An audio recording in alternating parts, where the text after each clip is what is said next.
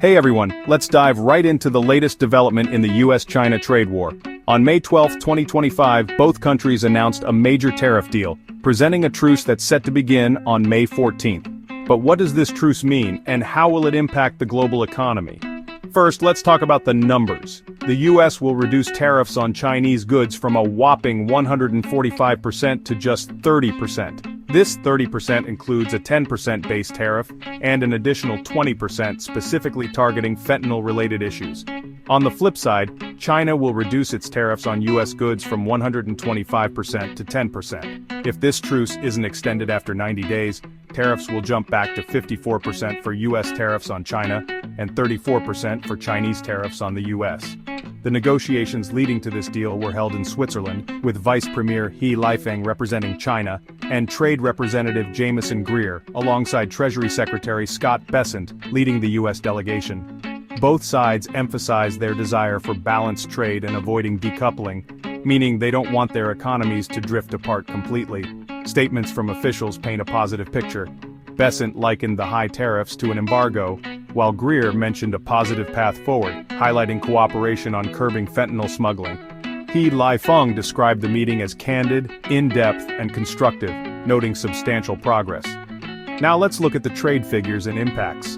The U.S. imports about $440 billion worth of goods from China and exports around $145 billion to China.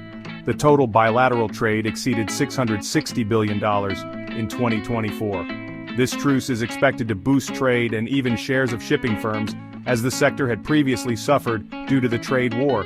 For businesses reliant on cross-border trade, the tariff reduction should alleviate some pressure, although U.S. retailers had warned of potential shortages before the deal. Interestingly, over the years, China has reduced its dependence on the U.S. market. In 2018, the U.S. accounted for over 19% of China's exports, but this figure dropped to 15% by 2024. Both politicians in the U.S. and China are claiming victory with this truce.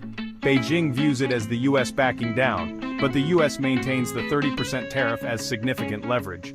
Economists, such as those at Deutsche Bank, suggest that U.S. tariffs might hover between 10% and 30% this year. There's cautious optimism from the business community, emphasizing the need for predictability in trade policies. Lastly, this truce also relates to previous trade deals and future considerations. The U.S. is pushing for China to buy more American goods, echoing the unfulfilled 2020 trade deal. China, on its part, halted non-tariff countermeasures like the export of critical minerals to the U.S. Notably, the U.S. retains an additional 20% tariff component to pressure China to curb illegal fentanyl trade, which is included in the current 30% tariff figure. That's a quick rundown of the latest US-China tariff deal. Stay tuned for more updates as the situation evolves. Thanks for watching.